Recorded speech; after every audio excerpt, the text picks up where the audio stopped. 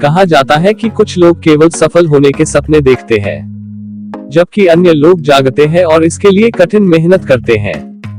IAS motivational story में आज हम ऐसे ही व्यक्तित्व के बारे में बात करेंगे। किसी भी इंसान को सफल बनाने के लिए जरूरी है कि वो अपने काम को मेहनत और लगन के साथ करता रहे। यही वजह है कि देश की सबसे कठिन परीक्षा UPSC को पास करने के लिए ज्ञान और धैर्य जैसे मापदंड तय किए गए हैं। एक गरीब किसान के बेटे नवजीवन ने भी UPSC की परीक्षा मेहनत और लगन से पास की। इस परीक्षा की तैयारी के दौरान आने वाली कठिनाइयों को दरकिनार कर वो UPSC की तैयारी करने वाले लाखों छात्रों के प्रेरणा स्रोत बन चुके हैं। गरीब किसान परिवार से ताल्लुक रखने वाले नवजीवन ने पढ़ाई के दौरान कभी भी अपनी परिस्थितियों को आगे नहीं आने दिया। मुसीबतों और असफलताओं से उन्होंने कभी हार नहीं मानी और मेहनत व लगन के साथ पढ़ाई की। इसका नतीजा ये रहा कि उन्होंने 2018 में UPSC परीक्षा में 316वीं रैंक हासिल की। उनके पिता महाराष्ट्र के एक छोटे से गांव में खेती बाड़ी का काम करते हैं। नवजीवन ने अपनी प्राथमिक शिक्षा गांव के ही एक छोटे से स्कूल से की। इसके बाद उन्होंने फैसला लिया कि वो भी UPSC की तैयारी करेंगे।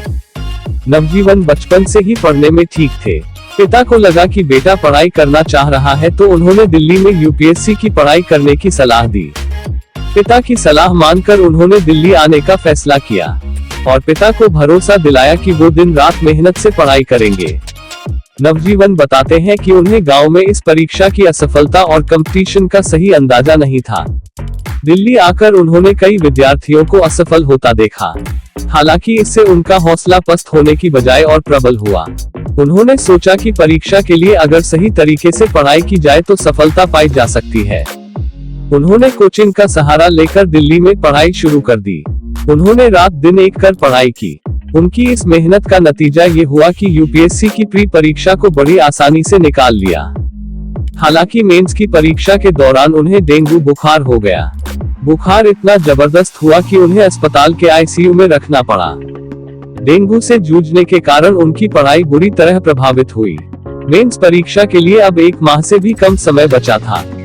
इसके बाद उनके पिता ने उनका हौसला बढ़ाते हुए कहा कि जीवन में जब भी मुश्किल समय आए तो 2 विकल्प रहते हैं, या तो मुश्किल हालातों का डटकर सामना करो या फिर कायरों की तरह वहां से भाग जाओ। पिता की बात नवजीवन समझ गए।